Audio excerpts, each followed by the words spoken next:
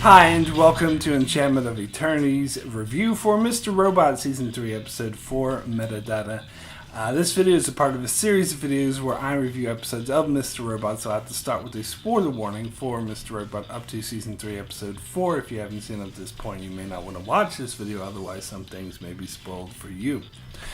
So, this episode was pretty good. I think it's keeping up with the high quality of Season 3, which I gotta say, I think it's turning out to be the best season of Mr. Robot ever, and this episode is no example. It's not a letdown. I would call it more of a setup episode than the other ones, but there's nothing wrong with that. It's a good setup episode. Sometimes you need setup episodes, particularly in the mid-season.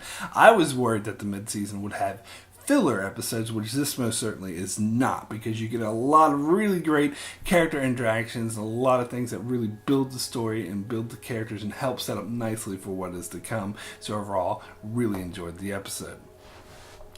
So it starts with, we get the scene with Darlene on the subway, and she's like, I immediately thought of Pulp Fiction when she went up to the woman who stole her wallet and was like, oh, give me my wallet back. But no, you can keep the wallet, just give me the picture. It's like, when just the way she said, oh, take out the wallet.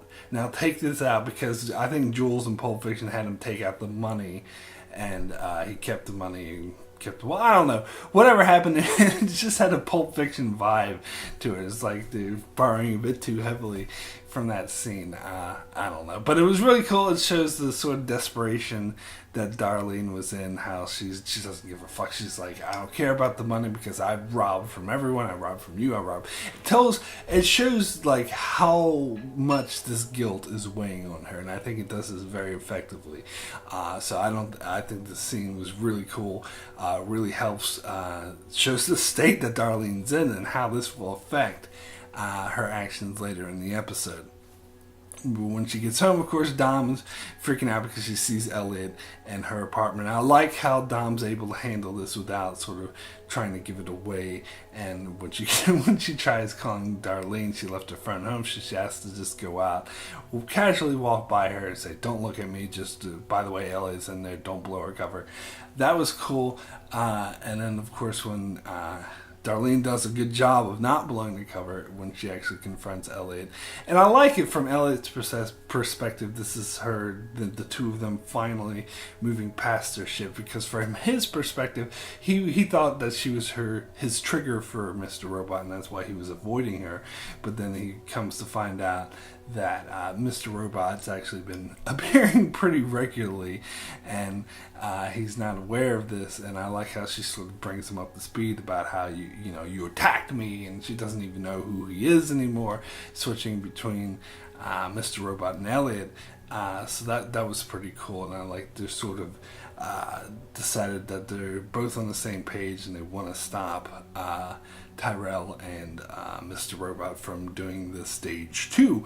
But it's interesting because we learned that Elliott is holding back a little bit because he doesn't want to out and out turn them in to the FBI. Now, I am curious at this point on whether or not this is going to lead to Elliott going to Dom. I almost thought it was going to happen in this episode, that Darlene was going to suggest, well, if you really want to stop Mr. Robot, then turn yourself into Dom.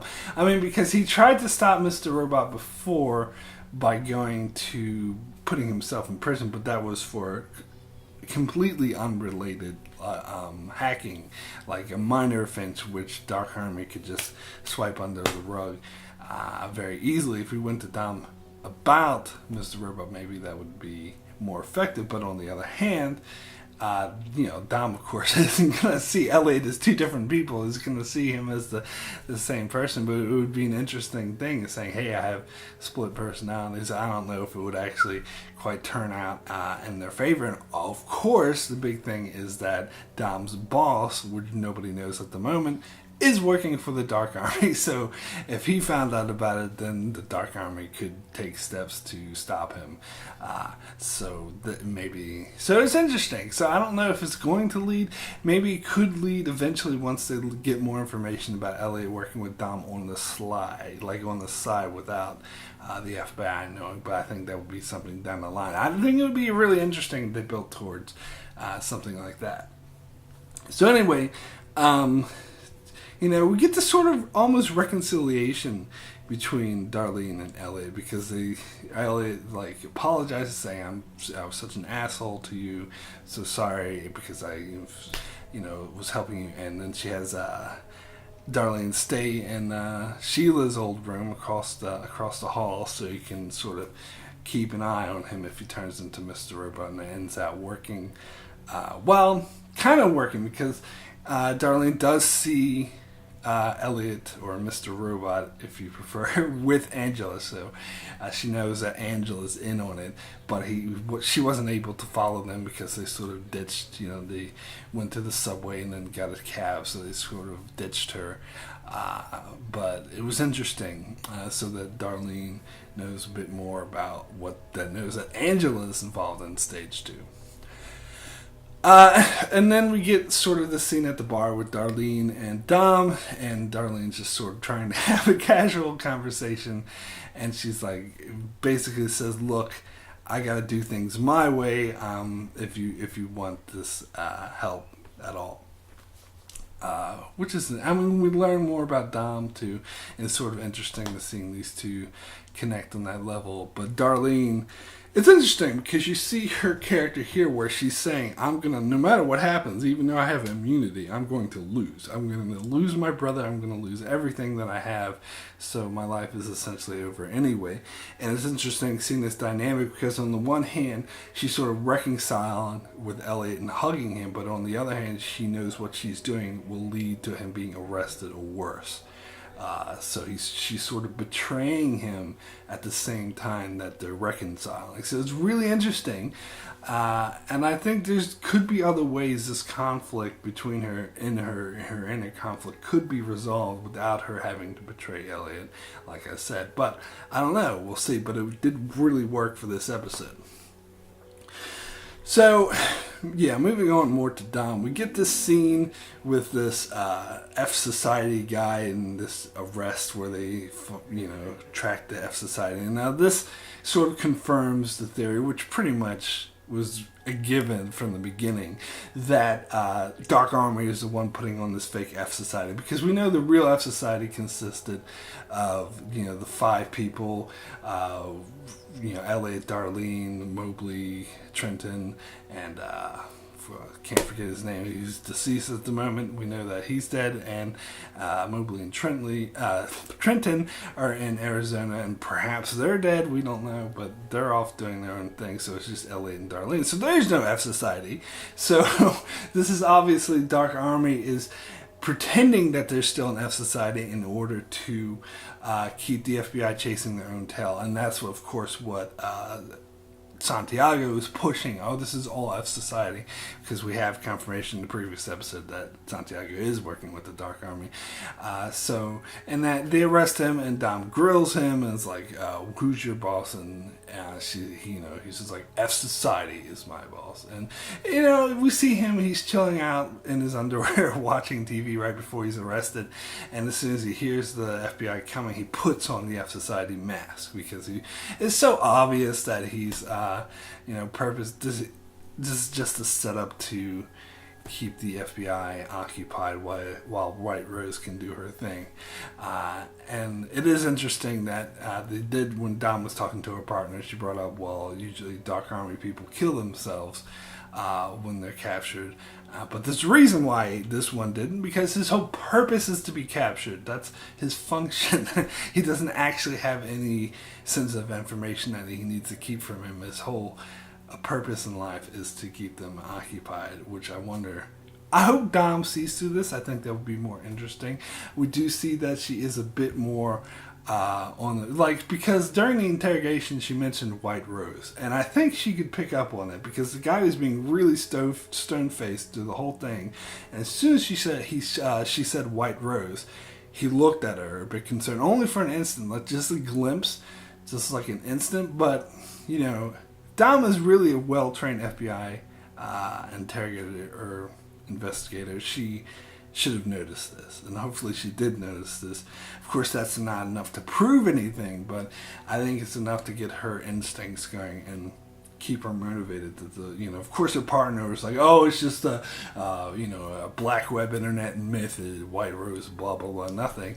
But Dom knows better and keeps on this. And it's also interesting that I'm curious, like, why doesn't Dom just talk to Darlene? Because Darlene knows about White Rose too, or maybe she already did, and maybe that's how that's feeding her sort of hunt that maybe it's White Rose. And also, for that matter, she could talk to Darlene about F Society being no more and who exactly was involved in that. They're all gone now, so there is no F Society. But maybe Darlene did tell Dom this already, but this conflicting information. I don't know. I wish they were a bit more clear on this. Maybe they will be in the future. It'll be interesting. So let's get back to Elliott for the moment. So he's still working in E Corp, and he's trying to divert all the things. So all of the paper records don't arrive in New York, so they never do the stage 2. And it's interesting, he kind of messed up, and Angela peeked over his shoulder and saw what he was doing with diverting the things. And at this moment, he doesn't know that Angela's working with the Dark Army. He has no idea about that, which was interesting. So, I mean, he kind of knew that, he made up a lie to say, this is some bullshit. But he knew that she didn't believe him and that she saw past it. But he didn't know the extent of it because of the fact that she's working with the Dark Army. That directly undermines. He's exposed now, so he doesn't realize that he's exposed. But then it's interesting. I want to talk a bit about Elliott and Mr. Robot, because we get scenes later in the episode where Elliott comes back. I love what they're doing here, and they sort of played with this at the end of season 2, where Elliott and Mr. Robot would switch. Now, this theory, a long ongoing theory I have, which most of it has been proven right, but some of the more details are still up to interpretation, I think. But that's this theory I had in season 2 that Elliott was getting mentally better, and that was allowing him to take over for Mr. Robot. And I think that's definitely the case of what we see here in this episode, because we see Elliott actually take over Mr. Robot in the middle of a meeting with Tyrell, which to my recollection, has never happened before. Like, in the past, the show has always been like he's blacked out and all this shit happened while he's blacked out, and we don't know what it is because he doesn't know what it is, and he never showed up during the middle of these meetings. And apparently we see in this episode they're saying that they've been having these meetings for a long time, that Tyrell and Mr. Robot have been working together for a long time. Elliott's been completely didn't know anything about it. So it's interesting that he shows up now, and I think this gets back to what I'm saying about mental health, that the more mentally healthy he becomes, the less power Mr. Robot has. And that's why I think Mr. Robot had a bit more power recently, because recently Elliott was in a state of crisis, and he was very mentally unhealthy because of what he did with the 5/9 hacks. It was really weighing on his mind, so he was feeling very chaotic inside and pushing Darlene away. But in this episode, he makes up with Darlene from his perspective, and repairs his relationship with her, and they're going to work together to make things right. So he's actually taking steps to become more healthy, and that's why I think he shows up. And because I think the more healthy he becomes, the less power Mr. Robot has, and that's why I think Mr. Robot. And it's interesting that this happened right when Mr. Robot was sort of attacking Tyrell, because I don't know, he's using his exertion, and having such a flash of anger could have destabilized him, for lack of a better term. But it's interesting because when Tyrell confronts Mr. Robot about this, he's like, it doesn't really work. I can't there's no on and off switch. I can't really control when I'm here and when he's here. So yeah, that was really interesting. I really loved that, and I can't wait to see where they take it from here. It is interesting that Elliott did see Angela and Tyrell together, so now he knows definitively that they're working together. Now we see at the end of the episode, Angela tells Mr. Robot, "Oh, don't worry, I'll make something up if he remembers." But I don't see any lie she could make of being able to convince him otherwise. I think he now knows what's up. So, and it's also interesting because usually, like at the start of the episode, they said Mr. Robot's never around during the day anymore. That's always Elliott during the day, Mr. Robot at night. But then at the end of the episode, we see Mr. Robot during the day, in the morning, talking to Angela. So that's interesting. I think Mr. Robot is trying to take over full time now after what the incident would happen. But again, it's really strange how this works, and I'm sure it doesn't actually conform to. This isn't how split personalities work in real life. This is all fictional, so the show's making up its own rules here. But it's interesting to see how this works from a storytelling perspective. Anyway, let's talk about Angela, because earlier in the episode we see her talking to Irving, and she mentions this thing about did White Rose show it to you too? And this, I think, is alluding to this time travel. It's still speculation. It couldn't. Maybe it's not time travel. Maybe it's parallel universe. Well, maybe it's not even something that science fiction-y. But the way they talk about it is almost certainly something fantastical or really science fiction-y.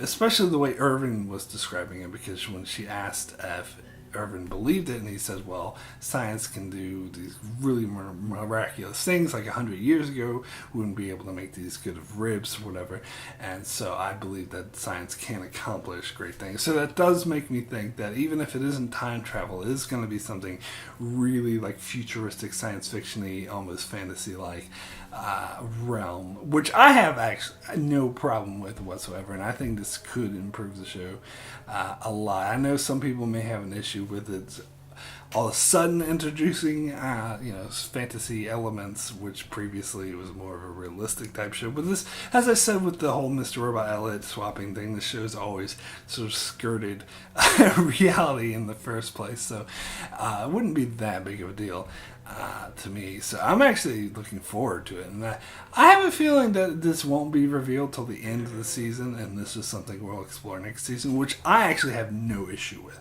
Like, I complained a lot in season 2 about this taking forever, and I still hold by that. It almost seems like season 2, for the most part, I mean, there were some interesting things do you need to know to happen in season 2, but for the most part, it didn't even need to happen. Someone watching the show could watch season 1 and then skip straight to season 3 and not really miss much.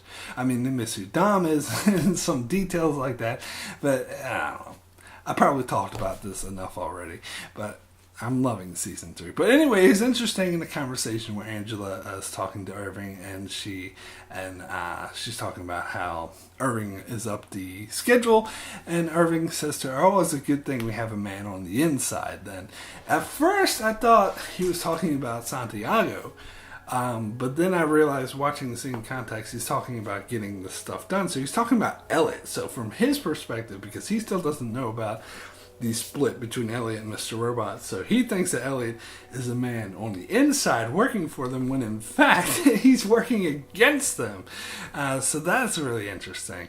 And it was, of course, really interesting when Angela finally found out that what's Elliott, and this answers another question I had previously of if Dark Army knew about what Elliott was doing about sending all the stuff to different places, and this answer is apparently they didn't, but they know now because Angela saw the thing over Elliott's shoulder. And of course, they know that Elliott is actually working against them, so that's really interesting. So at night, Elliott is a different person who sets his program, and during the day, he's another person who tries to undo everything he does at night. So it's interesting, especially from Angela and Tyrell's perspective, because Tyrell is like, this guy's just crazy, he's nuts, and he starts freaking out and yelling at him. But Angela tries to sort of calm everything down. So yeah, and then she goes and talks to Price and says, "Look, I'm, asking a favor, do it or not. Fire Elliott and kick him out of everything." And Price agrees to it. So it's interesting that because Price doesn't realize that, again, he doesn't know Angela's working with White Rose. So basically, when he does her a favor, he's actually helping White Rose. So if he knew that he was doing that, he would not. I mean, he's basically helping her to destroy E-Corp. which is interesting. But another interesting aspect of her conversation with Irving, I forgot to mention, is that she wanted to clarify that the stage 2 blowing up the building, that nobody would be in, so nobody would die, or a minimal amount of casualties as possible. And I don't believe Irving for a second when he says, sure, yeah, definitely, we'll do that. I don't think that's. I think she's being let on the leash.